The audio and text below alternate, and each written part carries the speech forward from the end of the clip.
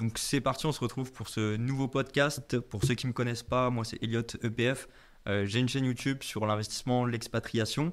Et puis une seconde chaîne où là je me spécialise sur le contenu d'Epine, donc les infrastructures décentralisées. Et aujourd'hui on est avec Bernard, le CEO de Frigom. On peut voir ton magnifique t-shirt aujourd'hui. Donc est-ce que tu peux nous en dire un petit peu plus? On va faire un échange où je vais te poser pas mal de questions pour essayer de bien comprendre ce très gros projet qui, je pense, va être révolutionnaire. Donc, est-ce que tu peux te présenter un petit peu ce que tu as fait, où tu en es aujourd'hui? Ben, moi, c'est Bernard, donc ça fait plus de 30 ans que je suis entrepreneur. Tu as commencé dans quelle J'ai industrie? été dans plusieurs secteurs d'activité, dans plusieurs pays du monde, ce qui m'a apporté beaucoup de savoir-faire et de connaissances dans divers secteurs d'activité. Je peux vite fait, ça a été dans l'import-export, dans le secteur de l'habillement aussi, dans, dans le secteur du bâtiment, j'ai été dans l'immobilier. Voilà, j'ai eu voilà, dans plusieurs pays, donc j'étais aussi, pour, je ne vais pas rentrer dans les détails, mais j'étais sur le Brésil, sur l'Afrique. Ok. Donc, tu as récupéré de l'expérience, on va dire, de tous ces business-là Oui. qui te servent aujourd'hui.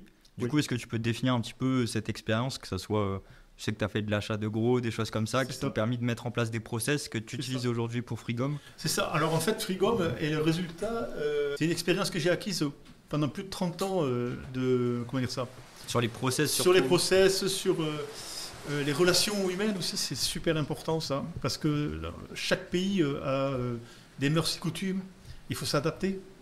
On a des règles commerciales différentes, il faut s'adapter.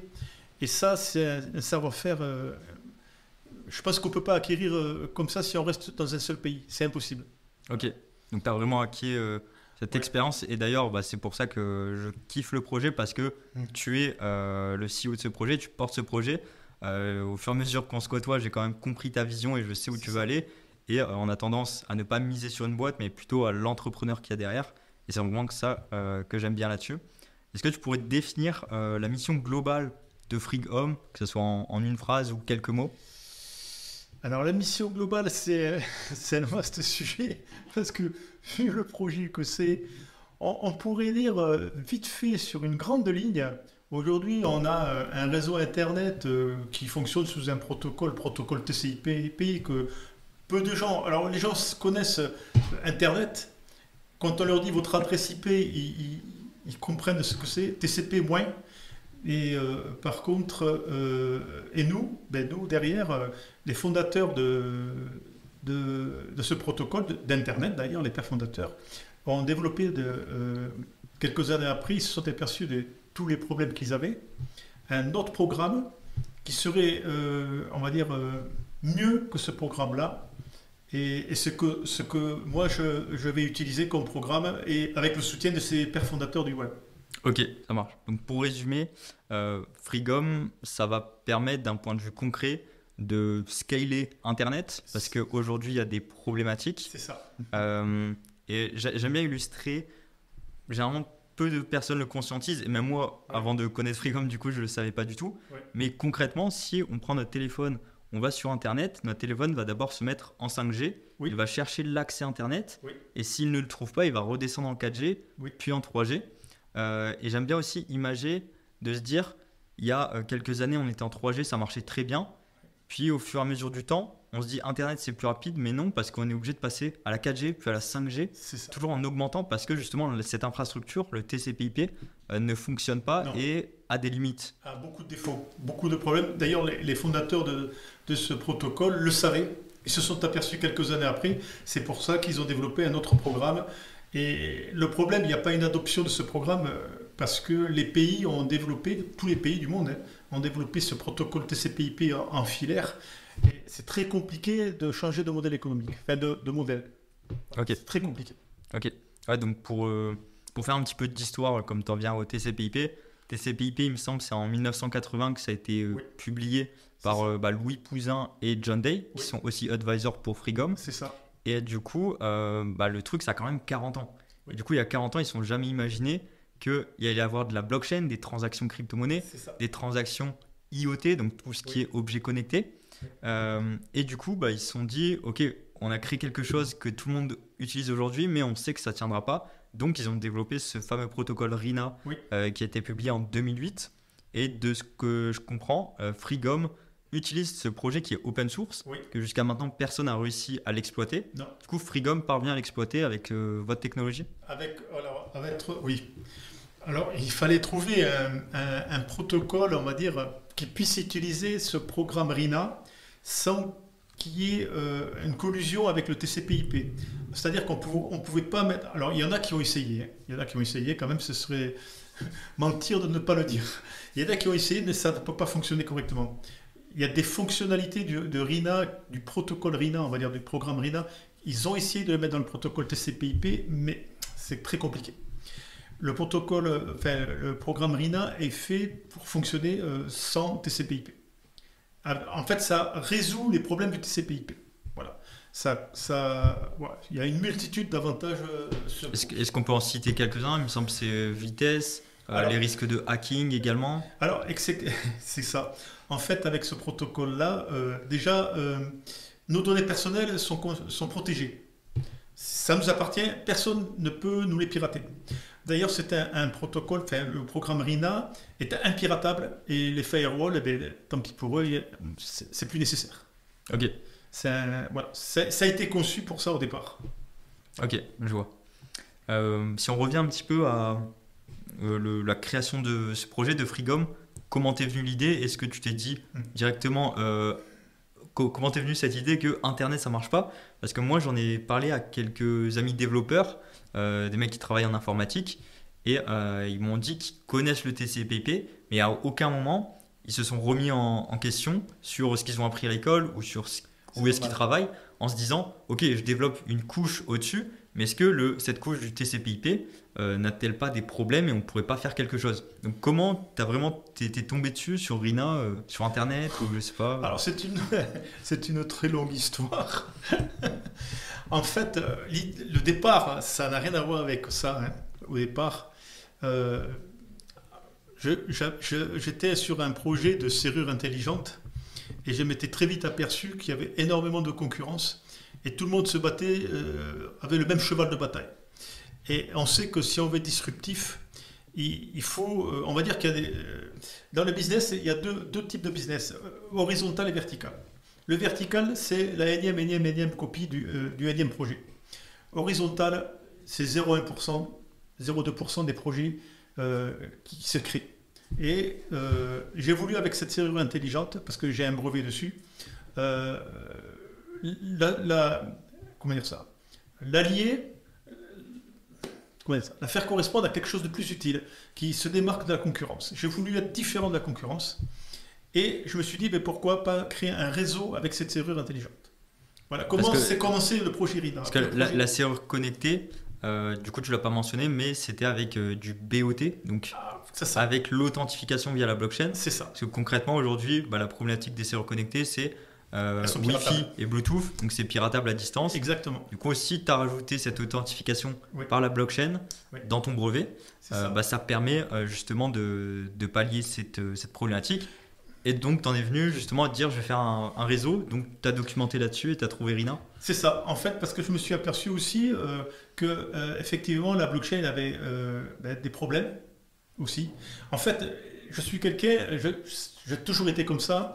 C'est comme ça. Depuis toujours, dans tout ce que j'ai entrepris, j'ai observé le marché et je me suis dit, où sont les problèmes et quelles sont les solutions. Donc, j'ai toujours cherché la solution à des problèmes et ça fonctionne. Ça fonctionne toujours. Là, la blockchain, on sait le trilemme blockchain, on le connaît très bien, hein, sécurité... décentralisation et scalabilité. Escalabilité, voilà. Et je me suis dit, et en fait, le projet qu'on a, il résout tous ces problèmes, et plus même. Ok. Pour détailler un petit peu, du coup, moi qui suis vraiment dans la crypto-monnaie, Web3, blockchain, etc.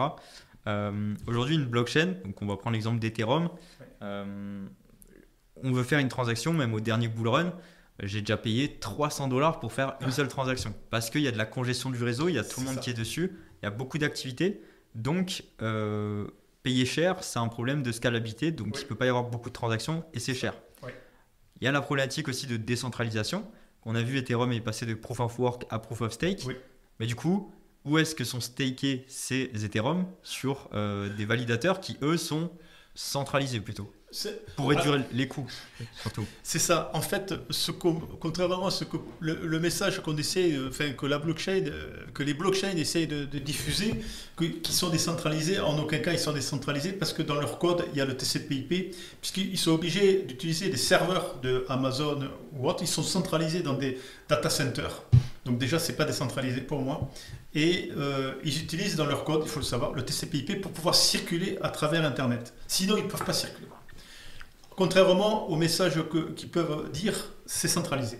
Bah, du coup, on en vient à ma spécialité un petit peu, le DePIN, des infrastructures décentralisées physiques. Oui. Et justement, c'est là où Frigom intervient, Oui. où vous allez déployer une infrastructure physique qui permet d'héberger RINA et du coup d'héberger tout l'Internet, donc Web 2 et Web 3, et donc les blockchains. J'ai déjà eu la question de personnes. La question c'est, ok, est-ce que Frigom c'est un layer 1, un layer 2, un layer 0 ? Non, en fait là on est en layer -5, parce que c'est vraiment à la base de tout.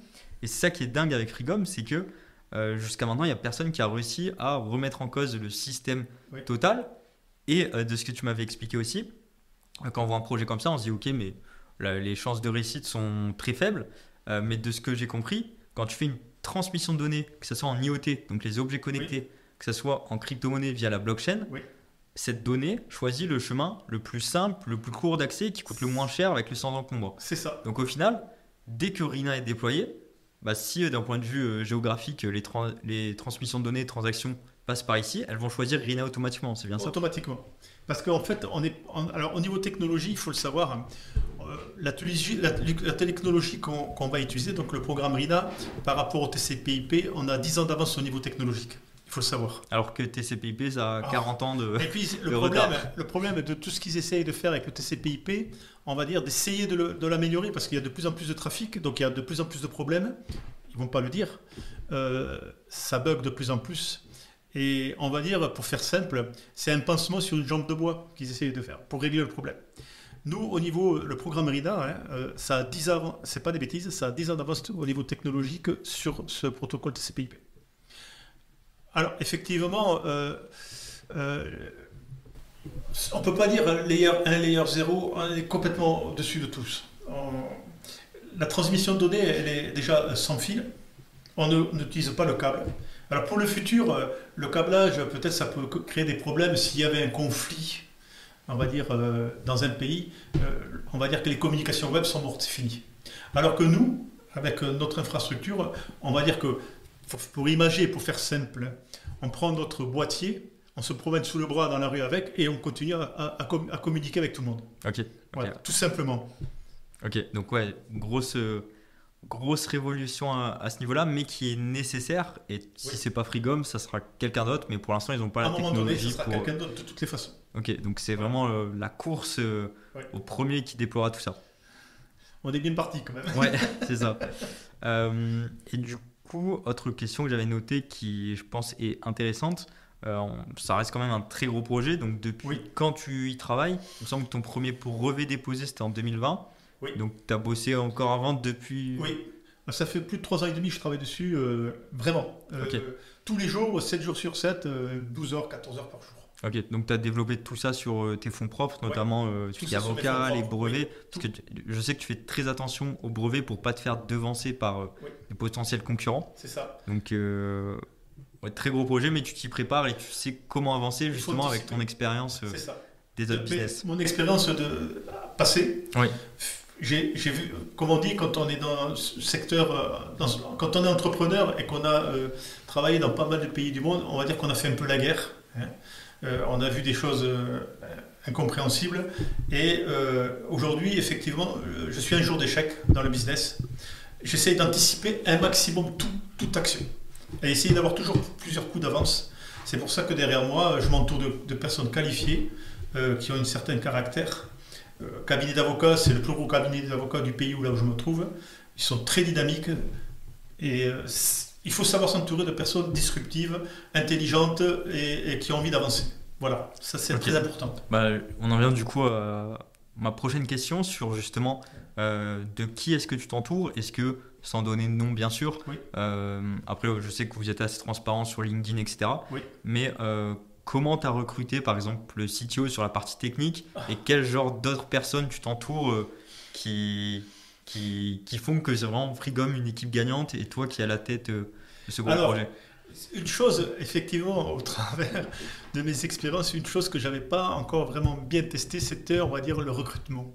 Ouais. Et ça, c'est un parcours. Alors, on pourrait croire que c'est simple, alors qu'on a des critères spécifiques. On attend une certaine. J'ai eu, pour mon CTO, on va dire c'était presque un chemin de croix pour en trouver un qui tenait la route et qui correspondait à ce que je voulais. Vraiment, j'ai fait une multitude d'entretiens, mais alors je ne sais pas combien. Et tu as fait quoi, plus d'1 an de recrutement juste pour le CTO? C'est ça, exactement. Plus d'1 an de recrutement. Un truc de malade. Je me demandais si c'était pas possible. Et j'ai trouvé quelqu'un au bon moment.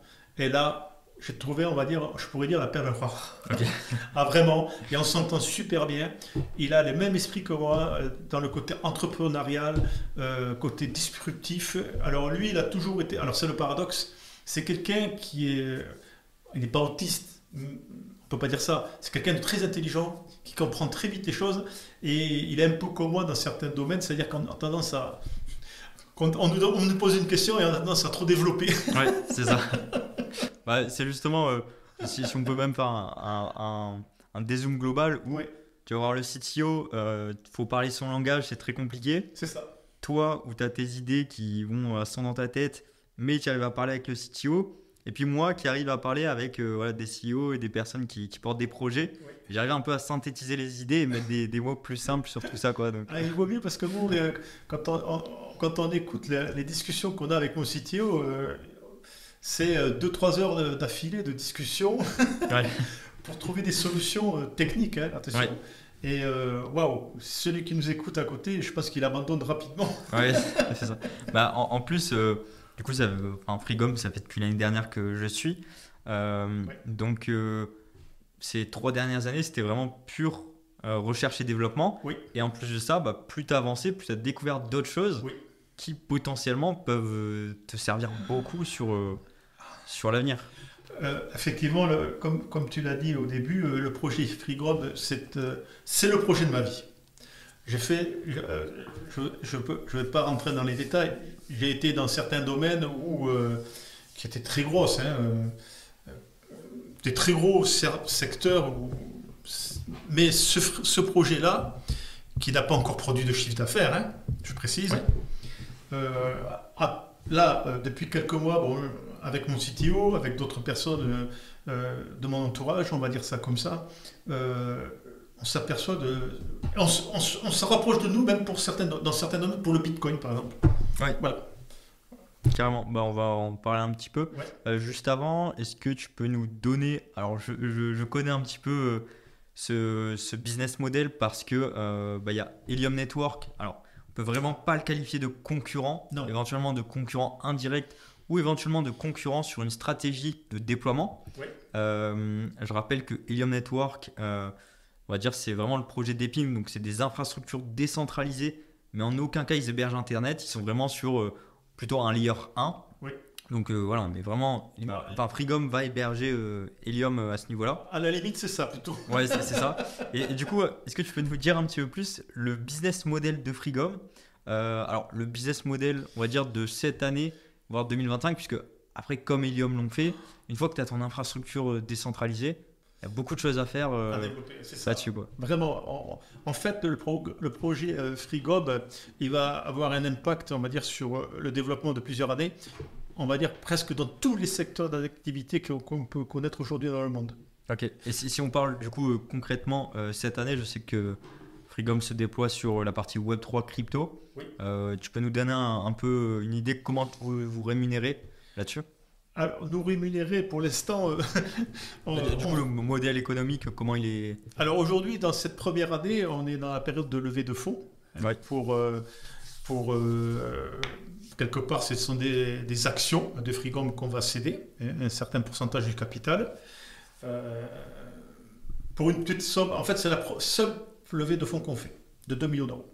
C'est fini, on ne fait plus de levée de fonds après.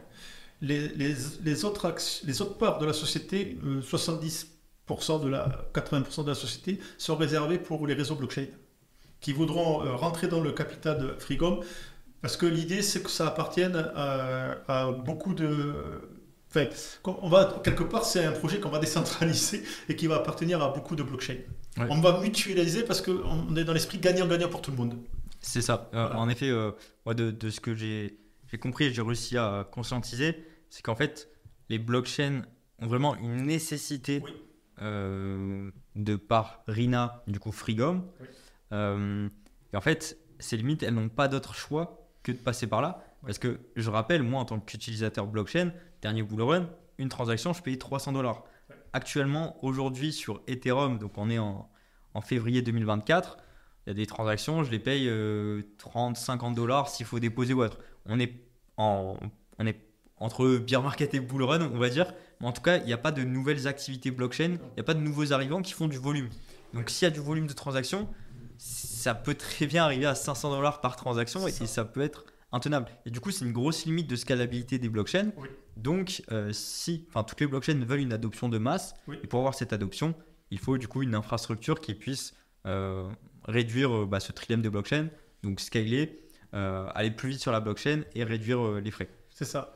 Nous, l'idée, c'est de vulgariser la blockchain pour qu'elle soit comprise par monsieur tout le monde. Aujourd'hui, quand on interroge les gens, on s'aperçoit que beaucoup de gens ne comprennent pas la blockchain. Enfin, le mot blockchain, ils ne connaissent pas.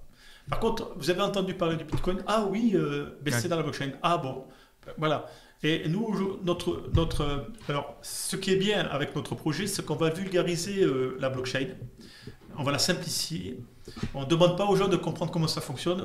Elle va être toute simple, compréhensible par un enfant de primaire. Hein. On va faire ça. C'est notre idée de développement.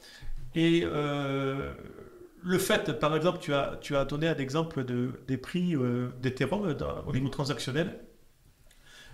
Ethereum bien sûr, on va héberger Ethereum dans notre infrastructure. Et les coûts des transactions, on peut dire qu'aujourd'hui, 20-30 euros la transaction, ça va passer à quelques centimes la transaction. Puisque l'idée, aujourd'hui, pourquoi c'est cher, et il y a des files d'attente énormes dans Ethereum au niveau transactionnel, c'est parce que quand on valide une transaction, elle va faire, on va dire, pour faire simple, elle pourrait faire le tour du monde pour trouver le nœud qui va valider cette transaction. Okay. Et ça a un coût. Oui. Ça a un coût. Alors que là, si tu achètes un truc ici, par exemple, on est à Paris aujourd'hui, tu achètes un truc avec Ethereum, le premier nœud qui se trouve à côté, qui est dans le réseau, notre infrastructure RINA, c'est lui qui va prendre la transaction. Donc c'est instantané. Okay. Qui dit instantané, les frais. Et ça, c'est très bon pour les blockchains. Ouais, donc c'est vraiment sur la transmission et la latence, oui. De la transmission de données. Et j'ai vraiment bien aimé ton illustration. Justement, on en revient à cette infrastructure décentralisée qui permet de couvrir l'ensemble du globe, alors qu'aujourd'hui, une transaction doit chercher quel nœud pour être validée. Oui. Donc, je pense que là, c'est assez clair. On comprend vraiment l'utilité et comment va fonctionner RINA. Je conclue rapidement, comme je connais un petit peu le business model, mais c'est vraiment un deal gagnant-gagnant. Et le gros point de Freegum, c'est que vous vous situez vraiment à avoir des deals avec tout le monde et que ce soit gagnant de partout. C'est-à-dire que l'utilisateur final, donc par exemple moi qui utilise la blockchain Ethereum, je vais payer beaucoup moins de frais, donc je vais être content. Oui. Ethereum, la blockchain va être plus scalable, plus rapide, plus sécurisée, donc ils vont être contents. Et du coup, en contrepartie, vous prenez des frais sur les volumes de transactions. C'est ça. Donc Freegum, là aussi, va gagner pas mal d'argent. On redistribue en partie. Ouais, et du coup, vous allez encore plus pouvoir vous déployer. Donc, on en revient aussi au point de la levée de fonds, où derrière, vous auto-financez assez rapidement et il n'y a pas besoin de relever des fonds constamment. Mais par contre, si des blockchains rejoignent l'aventure Freegum au capital, là, c'est plus pour gagner en visibilité en démocratisation, puisque concrètement, ça va s'autofinancer. À partir du moment que ça devient des partenaires de l'infrastructure, c'est plus facile pour se déployer au niveau communication, à tous les niveaux. Quoi. Ok, ça marche. Est-ce qu'on peut parler un petit peu du produit? Donc, pour orienter un petit peu le sujet, on peut parler rapidement de B2B, puisque je sais que c'est assez récent, mais vous avez déjà pas mal avancé. Oui. Donc, plus sur la partie Bitcoin, c'est ça, Proof of Work. C'est ça. Est-ce que tu peux nous en dire un Oui. petit peu plus des Ah. découvertes qu'est-ce que Freegum peut apporter sur la blockchain Bitcoin? Alors c'est ça, c'est que parce que ce qui est important, je le dis depuis le début, il y a les personnes de l'équipe qui sont très importantes. Tout le monde est important, il n'y a pas quelqu'un qui n'est pas important. Hein. Et nos partenaires, alors les advisors, et on a un partenaire industriel qui fabrique des puces aussi. C'est une personne un peu spéciale, le dirigeant de cette entreprise, ça fait plus de 30 ans qu'il est dans ce domaine. C'est un petit génie, hein. C'est un petit génie vraiment. Après, il y a des choses que je ne peux pas dire sur lui parce qu'il est tenu par, on va dire, le secret. Oui. On n'a pas le droit. Bon. Et c'est quelqu'un. Alors aujourd'hui, en revenant vers ta question, le Bitcoin, effectivement, il y a une société, un groupe de personnes qui s'est rapproché de nous, on va dire, pour savoir si on pouvait trouver des solutions plus disruptives pour la production de Bitcoin à travers le minage. Off-work plutôt. Et alors justement, on est en plein développement. On va dire qu'on est des gens qui sont, on va dire, communément, on peut dire qu'on a des araignées au plafond. Et on a eu plusieurs contacts avec ces personnes-là. Effectivement, on ne peut pas rentrer dans les détails parce que nous sommes des gens quand même assez terre à terre. Et on ne peut pas leur donner de chiffres tant qu'on ne les a pas prouvés en laboratoire. Oui. On peut pas raconter. C'est notre philosophie à nous. Hein. On raconte pas, on donne pas de chiffres, c'est tout. On leur explique aussi la méthodologie de comment on va fonctionner. Et là, on a rendez-vous jeudi avec les 3 associés de ces gens-là. Ok, donc concrètement, tout le travail que tu as fait en amont ces 3 dernières années, ça porte sur une infrastructure décentralisée avec le protocole RINA, Oui. qui je rappelle est open source depuis 2008 et du coup Freegum parvient à le déployer. Oui. Du coup, tu as creusé à fond sur RINA, principalement sur tout ce qui est proof of stake. Oui. Et du coup, là, pour la partie plus B2B, ceux qui utilisent du proof of work, donc plutôt les fermes de minage, c'est toujours la même solution puisque c'est toujours au cœur de RINA, donc c'est toujours votre domaine d'activité. C'est ça. Où vous proposez potentiellement une solution là, à on ces est dans personnes. une solution. On a eu quelques discussions pas trop techniques parce qu'on ne peut pas révéler certaines données. On utilise même de la technologie qui est, ce que je veux dire va faire rire, mais qui est surveillée par les Américains et qui est interdite en Chine. Okay. Il y a un blocus sur cette technologie et nous on y a accès à travers le laboratoire du partenaire. On a accès à cette technologie qui est utilisée dans le spatial, il faut le savoir. Et cette technologie va nous servir pour le minage du Bitcoin. Donc on a quand même commencé à faire pas des essais, on va dire ça, mais on a commencé à dessiner quelques plans et c'est pas mal. On a des résultats qui commencent à être surprenants. Ok, et de toute façon, on a discuté aussi où moi je t'ai apporté quelques avis que j'ai en tant qu'investisseur parce que j'ai déjà investi dans des machines de minage. Oui. Il y a beaucoup de problématiques aujourd'hui, si on est français ou même européen, pour acheter une machine. Parce que concrètement, on regarde en ligne, on va avoir des fournisseurs aux États-Unis, mais généralement ils se fournissent eux en Asie. Alors peu importe, ça vient États-Unis ou Asie, le truc c'est affiché $2000. Le temps qu'on le reçoive, on va payer le double en douane, taxes, etc. Il y a des délais de 3 à 6 mois parce qu'en attendant, les fournisseurs, eux, vont commencer à miner avant qu'on le reçoive. Donc, en tant qu'Européen, je pense que c'est une grosse frustration des Européens que tu veuilles miner en perso ou en société ou autre. Oui. Mais en gros, on est complètement désavantagé face à des Américains, des Asiatiques qui, eux, ont la main dessus. Et nous, on se retrouve comme des cons à prendre des machines de merde, à payer 2 fois le prix. Oui. Du coup, pour être break-even, faut attendre plus longtemps. Oui. Donc, potentiellement, en plus de ça, ce serait une production, on va dire, sur le marché européen. Donc, s'il y aurait des avantages, ça serait vraiment très disruptif sur ce domaine d'activité qui, de base, est réservé aux États-Unis et aux Asiatiques. Oui. Alors, on a un peu creusé sur ce sujet pour savoir qu'est-ce qui se passait réellement dans ce domaine. On a compris, on a émis certaines hypothèses pourquoi c'est comme ça et pourquoi les Chinois minent comme des fous, on va dire ça comme ça. C'est une histoire de guerre entre les deux premières puissances mondiales, on va dire ça comme ça. Bon, ce qui ne nous concerne pas, nous. On est en train de développer un modèle pour le minage du Bitcoin, qui est, on va dire, qui va surprendre, on va dire. qui va vraiment surprendre. Je ne peux pas trop en dire dessus, sur les recherches sur lesquelles on est actuellement, mais je pense que ça va faire beaucoup de bruit. Ok. Parce que les Ant mineurs, les ASIC mineurs, c'est fini pour eux. Ouais. Ah oui, en plus il faut savoir qu'au mois d'avril, je crois que c'est au mois d'avril, les récompenses du Bitcoin sont divisées par 2. C'est ça, ouais. Alors il va y avoir du nettoyage chez les mineurs. Ouais. Il y en a Bah, beaucoup qui vont partir, après, disparaître. mon avis, c'est un peu aussi leur business où eux, ils construisent des machines et le but, c'est qu'au bout de 2-3 ans, elles soient mortes pour que tu en rachètes parce que bah, justement, ils n'ont pas d'autre modèle économique. C'est leur modèle économique, c'est de vendre des machines C'est ça. et de faire du fric avec. Nous, notre modèle économique, il est pas du tout dans cette philosophie-là. Ouais.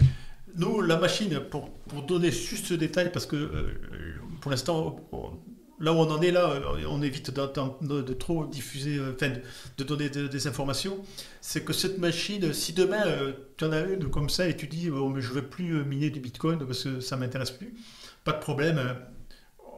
On va dire que tu reprogrammes l'algorithme, et tu changes d'algorithme et tu mines une autre crypto-monnaie. Et encore, je sais que c'est très compliqué. Et, Ah, mais nous, on peut le faire. Ok. Voilà, on passe par une carte FPGA qui est spéciale. Ok. Ok, bah, ça marche. Bah, déjà, merci pour toutes ces infos. En tout cas, de toute façon, ça tourne toujours de ce projet open source RINA que vous utilisez, Oui. que vous exploitez et qui va permettre d'optimiser que ça soit tout Internet, hein, tout le Web 2, Oui. les IoT, donc les objets connectés, ainsi que le Web 3 avec les blockchains. Alors, les IoT, pour rebondir dessus. Bah, attends, je vais faire un petit point parce que c'est Pardon. un petit peu complexe sur les IoT. Oui. Donc voilà, là on a parlé de la partie B2B. Oui. On va parler de la partie B2C. Et du coup, on va faire un petit lien avec le projet Helium Network. Donc je rappelle rapidement ce que c'est.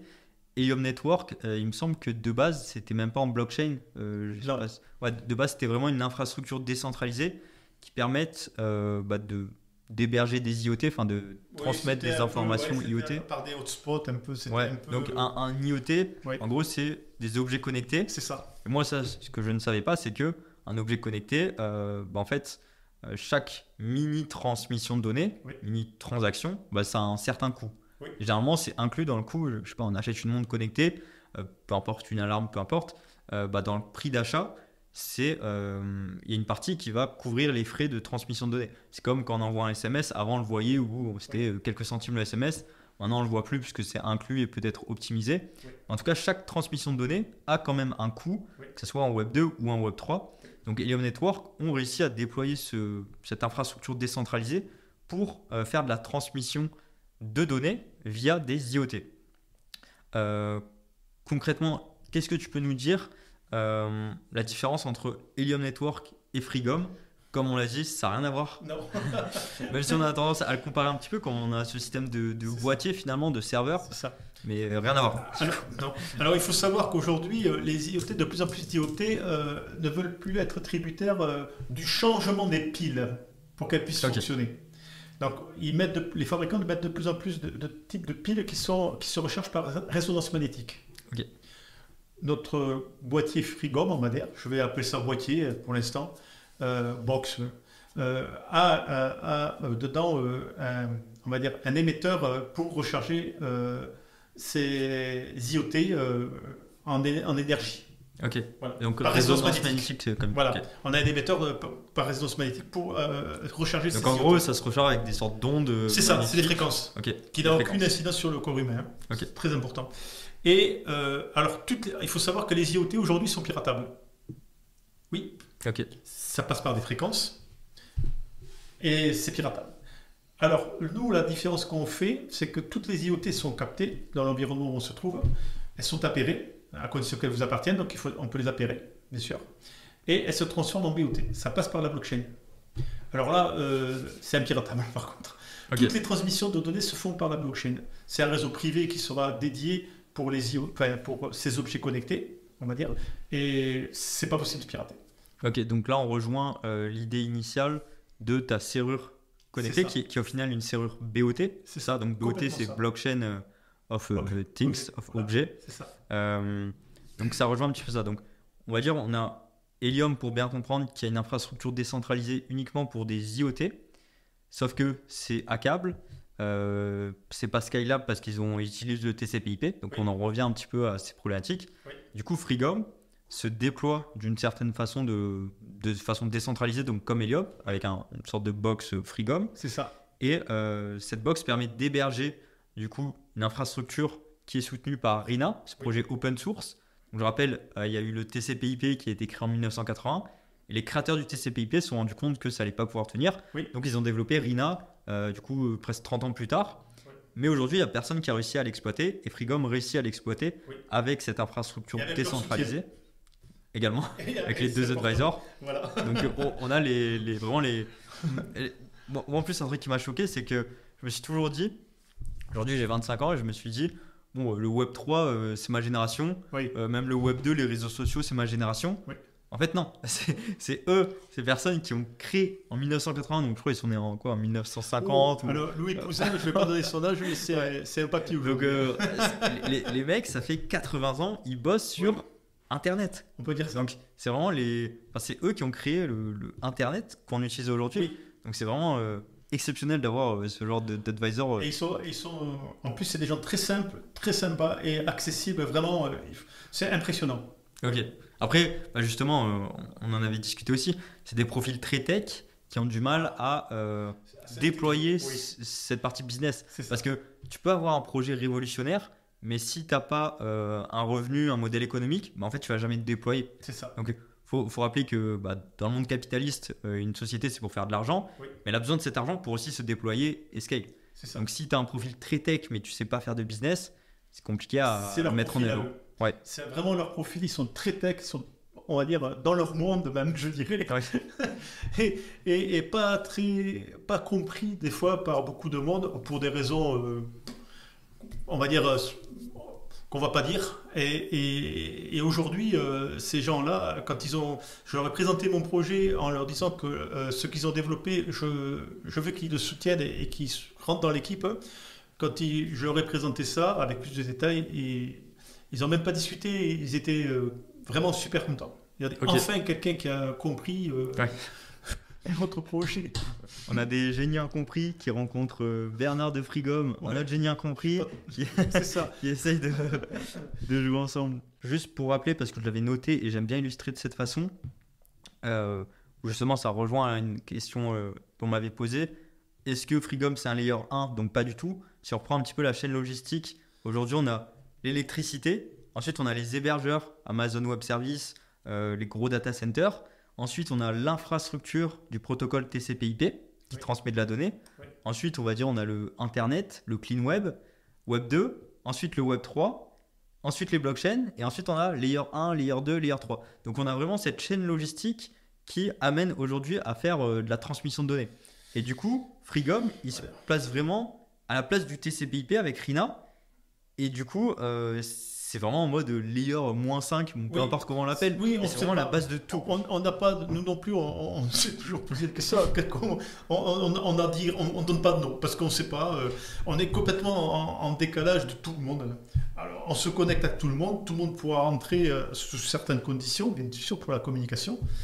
Parce qu'on appelle ça l'encapsulage, mais je ne rentre pas dans les détails techniques, parce que tout le monde ne va pas comprendre, et pouvoir circuler à travers notre infrastructure pour la transmission de données. Alors je rappelle surtout que cette infrastructure, elle est sécurisée. Si moi j'envoie un message, je t'envoie un message à toi, personne, parce qu'il est crypté, personne pourra le pirater. C'est impossible. Voilà, il faut le savoir. Ok. Il n'y a pas plus sécurisé. Ok, oui, du coup ça résout beaucoup de problèmes, mais je pense que c'est difficile à conscientiser de se dire, en fait, on nous a menti depuis le début. En fait, c'est le TCP/IP qui a beaucoup de problématiques. Et du coup, comme tu disais, mettre un firewall, on se dit toujours, voilà, il y a le problème du TCP/IP, mais on ne se demande pas, ok, si ça vient d'ici, on se dit, on va rajouter quelque chose pour mettre un pansement, comme tu disais. C'est ça, sur un jambe de bois. C'est ça.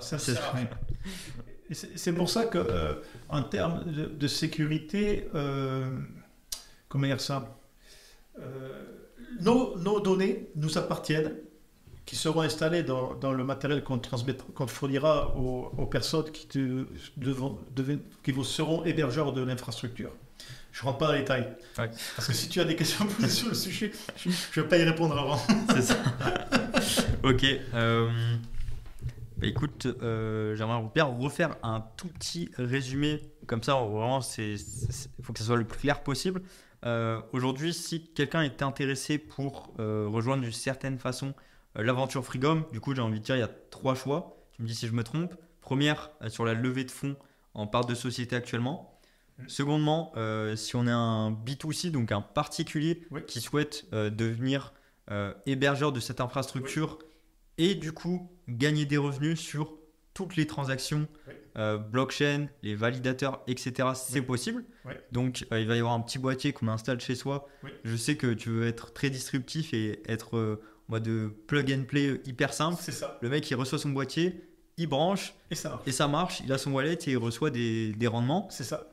Donc en revenu passif, mais il faut vraiment comprendre c'est de la vraie création de valeur, c'est Oui. pas de l'argent qui tombe du ciel, c'est de la Non. vraie création de valeur qui aujourd'hui est, ces frais sont payés à la blockchain, au TCP/IP, aux hébergeurs, etc. Donc c'est des frais qui existent. Oui. Si vous ne réinventez pas la roue, vous utilisez juste quelque chose qui existe déjà Oui. en l'optimisant avec Rina. Et du coup, bien sûr, il y a une part du gâteau Qui pour vous. revient aux hébergeurs. C'est ça. C'est dans l'esprit toujours win-win pour tout le Ouais, monde. c'est ça que j'aime bien avec toi. Tu as cet esprit win-win, mais aussi tu as cet esprit de faut quand même faire de l'argent pour que le business tourne et que vous puissiez vous déployer derrière. C'est ça. Il faut arrêter de. Il faut être quand même pragmatique et lucide. On vit dans un monde où tout le monde organise sa vie. Bon, on ne peut pas faire un projet, comme on dit, open source, où une partie des personnes ne vont rien gagner. C'est pas possible comme modèle économique, ça ne peut pas tenir. C'est pour ça que Rina, ça fait 20 ans, c'est là et Voilà. toujours pas été. Et nous, le modèle économique qu'on a, c'est redistribuer une partie de ces revenus aux hébergeurs de l'infrastructure. Voilà. Ok, ça marche. Et du coup, donc, deuxième possibilité, c'est d'être hébergeur soi-même. Et troisième, potentiellement une offre B2B. Oui. Si quelqu'un mine déjà de la crypto-monnaie, principalement Proof of Work Oui. ou des fermes de minage, potentiellement vous aurez une solution à proposer aussi. Une solution va être vraiment très disruptive. Et quand cette solution, dans quelques temps, elle sera connue, à un moment donné, de toute façon, parce que ça va être connu, je pense que ça va surprendre, on va dire. Ok. Je peux pas en parler. Ouais, bien sûr. Je peux pas. Parce Après, que là, on est en on a- pleine R&D en ce moment. Ouais, complètement. On peut pas. Ok. Et du coup, dernière question pour finir ce podcast. De l'extérieur, et moi, ça fait quand même des dizaines d'heures que je creuse le sujet. Et en plus de ça, je me spécialise vraiment sur le projet d'Épine. Donc, voilà, je comprends quand même pas mal. Mais de base, je suis vraiment investisseur. D'un œil investisseur, le projet paraît immense. Peut-être même trop ambitieux. Toi, à quel point tu te sens, enfin, tu es impliqué par Freegom et tu dis je vais porter ce projet pendant X années, je vais faire ça. Parce qu'on dirait vraiment que ce projet, c'est une montagne et ça va être impossible de mettre en place, quoi. C'est une montagne, c'est ça. Alors, non, en fait, il faut savoir s'entourer de personnes qualifiées au bon moment. Et au fur et à mesure que le projet se développe, il faut savoir, toujours par anticipation, parce que c'est un jeu d'échecs, on anticipe toujours 1 ou 2 coups d'avance en disant à telle période on va développer ça, donc on commence à chercher les personnes. Alors cette fois-ci dans le recrutement je passerai par des gens spécialisés parce que là je n'ai plus le temps. Ouais. C'est pas mon travail, c'est pas mon métier, je n'ai jamais fait de recrutement de ma vie et je ne vais pas commencer aujourd'hui. Donc je passerai par des cabinets spécialisés pour le recrutement de personnel avec des profils types en fonction du développement des domaines dans lesquels on va développer les activités. Parce que, comme je disais, il va y avoir un impact dans tous les secteurs d'activité, dans ce qu'on est en train de faire. Ok. Est-ce que tu peux nous teaser un petit peu Alors, je vais pas rentrer dans les détails de certains parce que ceux qui vont écouter cette discussion, ils vont se poser des questions et je fais attention à ce que je dis. Juste, imagine, même si ce n'est pas Freegom, si tu as une infrastructure qui est déployée physiquement, qu'est-ce que tu peux faire avec cette infrastructure? On va dire ça comme ça. On supprime déjà. On va dire que dans la téléphonie mobile, on supprime la 5G. Ok. Et si je me trompe pas, ça existe déjà aux États-Unis. Il y a quelqu'un qui a essayé de faire ça. Mais... alors, ils essayent, Ouais. mais il leur manque l'infrastructure. Ouais. S'ils avaient l'infrastructure, ce serait un truc Alors, ces gens-là, quand on voit comment ils sont déployés, c'est énorme. S'ils avaient l'infrastructure Freegom, c'est mondial. Ils ont déjà plusieurs pays en développement. Ce serait énorme ce qu'ils feraient. Il leur manque une infrastructure comme la nôtre.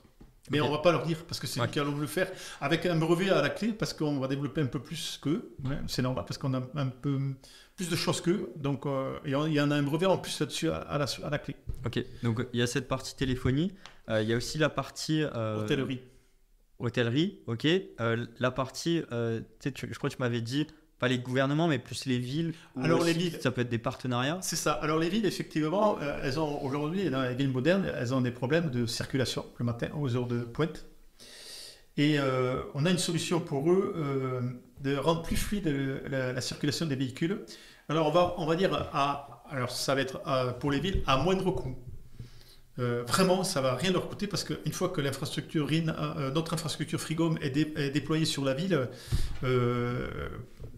pour, on va dire, de rendre une ville intelligente pour les villes, ce sera presque gratuit, on va dire. Par contre, ça va leur amener énormément enfin, ça va leur apporter, comment dire ça? Ça va leur régler des problèmes. Par exemple, le matin, aux heures de pointe, on sait très bien, tout le monde connaît dans les grandes villes, c'est bouchon, ça bouchonne, ça bouchonne. Nous, on a des solutions pour qu'il n'y ait plus pour fluidifier le trafic et qu'il n'y ait plus de bouchons. Ok. À travers l'infrastructure Frigom et la ville intelligente qu'on met en place. Ok, et ça, je sais qu'en France, et même on a parlé de serrures connectées, en France, c'est peu déployé. Oui. Moi qui viens en Estonie, on a des robots qui traversent la rue tout seuls. Oui. On a des livreurs DHL autonomes sans personnel, donc une petite voiture qui se trimballe sur la route en autonome. Donc aux États-Unis et même dans d'autres pays, c'est quand même beaucoup développé, mais je sais qu'en France, on pourrait croire que c'est dans 10-20 ans, peut-être en France, on ne sait pas, mais on se dit une ville connectée, c'est dans longtemps quoi. Non, parce que il faut savoir, hein, il y a des sociétés, ça fait voire plus d'une décennie qui essayent de rendre intelligente une ville et ça coûte des fortunes. C'est pourquoi il y a très très peu de villes qui le font parce que ça coûte très très cher. Mais c'est des centaines, des milliards. Il faut le savoir. Ça coûte très cher. Je rebondis sur ce que tu viens de dire sur la livraison Amazon par des petits robots dans la ville. Parce que nous, on a aussi, dans le développement, comme c'est un très gros projet, qui est l'infrastructure Frigom, c'est quand même un réseau décentralisé de communication, on va dire. Et cette histoire de livraison, elle a été déjà développée aussi, parce que ça fait plus de 3 ans que je travaille dessus. Donc j'ai développé plein d'activités, et cette livraison par drone est en temps réel, c'est-à-dire tu as une promotion. Je te donne un exemple rapide. Tu as un magasin qui fait une promotion sur un article que tu vends en ligne, qui se trouve à 10 km chez toi, tu n'as pas envie d'y aller. Tu commandes cet article, le drone il vient le chercher, et le temps qu'il faut pour qu'il vienne chez toi, il t'amène l'article. Okay, et tu le payes en ligne directement chez le commerce. Et qu'on comprenne bien où est-ce que Frigom intervient, c'est sur cette transmission de données qui fait de la data instantanée. Oui. C'est ça, à ce niveau. Oui, instantané. C'est pas Frigom va faire des drones ou. Ah, les drones, on va pas les faire. Mais par contre, celui qui a, on peut. En fait, tu fournis de la data. C'est ça. À celui qui va. Alors, ce sera des drones qui vont être gérés automatiquement par de l'IA. Oui. On va dire qu'il n'y aurait plus de personnel dans ce local avec des drones qui feraient la livraison. Ça se gère automatiquement à travers l'infrastructure Frigom. Ok, pour résumer, du coup, on en revient aussi à Frigom. Du coup, c'est vraiment la base de la data instantanée qui peut fournir beaucoup de personnes. Et c'est ça que j'adore dans ce projet, c'est que en fait, il y a énormément de personnes qui vont builder, ce qu'on appelle builder, donc construire, développer des applications, utiliser de la data au-dessus de Frigom avec les data de Frigom. Oui. Du coup, Frigom va pouvoir faire beaucoup de bénéfices, se développer encore plus et croître là-dessus. Dans le boîtier qu'on transmettra, qu'on fournira aux hébergeurs, il y aura une partie VM et une partie espace privé pour eux. Hein. Et la partie virtual machine, on va dire, ceux qui sont développeurs, qui veulent développer une application à travers l'infrastructure, ils auront accès librement à ça. Ok, ça marche. Ils auront les outils qu'il faut pour ça. Ok. Écoute, je vais faire un petit résumé d'un point de vue plutôt B2C utilisateur, puisque là, on est parti vraiment sur la très technique. Mais concrètement, comment ça va se matérialiser? On aura un petit boîtier qu'on peut mettre chez soi. Oui. Ce boîtier va être hyper simple. Le but à terme, ça va être que monsieur tout le monde, même qui n'est pas en crypto-monnaie, comprenne. Donc, il reçoit ce boîtier, il le branche. Oui. Et ensuite, ce boîtier va se connecter en mèche. On ne va pas rentrer dans les détails. Non, c'est sûr. Mais du coup, ce boîtier va permettre d'héberger des transmissions de données. Donc, transmission de données, ça rentre en jeu. Transactions en crypto-monnaie via les blockchains. Oui. Transactions IoT, Oui. Transmission de données, téléphonie. Oui.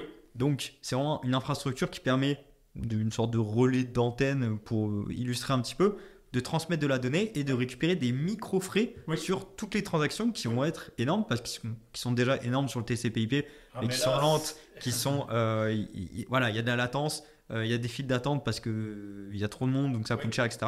Mais avec RINA, ça va pouvoir être vraiment disruptif comme tu aimes bien l'appeler. Et du coup, scaler tout ça.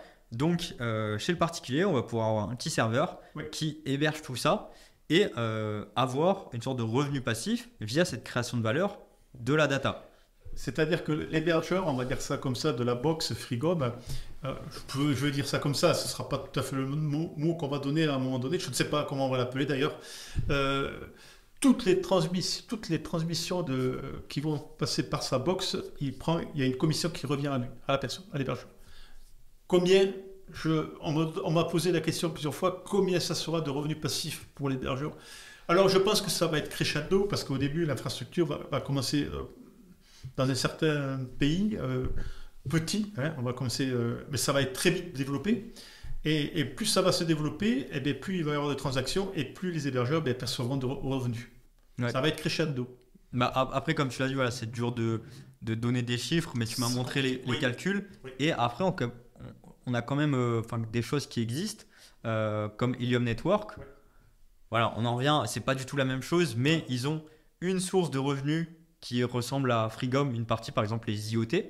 Et là-dessus, il y a des hébergeurs Helium qui font quand même de l'argent parce qu'il y a des microtransactions qui passent à chaque fois. Et en plus de ça, ça va dépendre de la zone géographique, c'est ça? Donc en fonction de l'activité, par exemple, si sur Paris, il y a plus de personnes qui utilisent la blockchain, il y a plus de transactions, transmission de données IoT, téléphonie, etc. Donc plus il y a de transmission et plus il y a des frais à payer, quoi. C'est ça. Donc c'est difficile de donner un chiffre en fonction de ta localisation, du nombre de data que tu fournis, que tu valides, etc. Mais en tout cas, il y aura un vrai revenu passif qu'on peut vraiment appeler de revenu passif et pas comme on le voit en crypto-monnaie, que ce soit des play to earn, du stacking, où en fait c'est Ponzi parce que tu achètes quelque chose X euros et en fait tu te repayes mais avec ton argent. Donc là on est vraiment sur de la vraie création de valeur. C'est une vraie création de valeur. Ok. Voilà, c'est pourquoi le modèle économique il tient la route. D'ailleurs il a été expertisé par je donne pas de nom là, par un économiste connu. Et quand je lui ai transmis certaines données économiques, et il a mis du temps à me répondre, et je l'ai appelé et il me dit mais tu sors ça d'où? Il comprenait. Mais attends, c'est quoi ce modèle économique? Tu sors ça d'où? Comment tu as fait pour ce EBITDA? Comment tu as fait explique-moi. Et là le mec m'a dit waouh, ça. Et il m'a dit ça va faire un carton ce truc là. Ouais, complètement. Même pour donner quelques chiffres, je les ai en tête. En crypto-monnaie, alors bien sûr ça dépend des jours, ça dépend bear market, bull run, etc. Mais aujourd'hui, en volume journalier, on est quasiment à 100 milliards, ça dépend. Et en volume journalier on-chain, donc sur des transactions on-chain où des gens payent des frais, là on est entre 5 et 10 milliards suivant les journées, les activités, sachant qu'on est sur... j'aime bien rappeler qu'on est quand même sur de l'activité plutôt de bear market en ce début d'année 2024, même si le Bitcoin a pas mal remonté, il n'y a pas forcément eu de nouveaux entrants, mis à part l'ETF. Et du coup, plus les blockchains vont se déployer, plus il va y avoir du volume journalier. Donc en fait, Frigom surfe justement sur cette expansion des volumes de la blockchain. Et pas, moi ce que je vois, c'est on peut spéculer sur la montée et la baisse des crypto-monnaies, mais aussi on peut spéculer entre guillemets sur le volume qui va augmenter en blockchain. Et ça, c'est un peu plus, même beaucoup plus safe parce qu'on sait que le volume, théoriquement, il va faire que croître. C'est ça, parce qu'aujourd'hui, à la blockchain, ce qui leur manque, on va dire chaque blockchain est dans son coin, a son propre protocole et chacun fait sa vie, on va dire ça comme ça. Mais ça ne peut pas fonctionner ce modèle économique. Il faut quelqu'un, nous on amène cette solution qui regroupe tous ceux qui peuvent fonctionner à travers notre infrastructure, qui ont la volonté de le faire, on va dire ça plutôt comme ça, et c'est cette force-là nous on vulgarise cette blockchain qui va être comprise par tout le monde. Et à partir de là, ça ne peut que progresser. Ok, ça marche. Écoute, on va arrêter là, Bernard, ça fait un moment qu'on discute. Merci beaucoup pour ce podcast, et puis on va suivre l'avancée de Frigom là-dessus. Parce qu'il y a beaucoup de travail. C'est ça. Je peux le dire, je confirme. Merci beaucoup. Merci.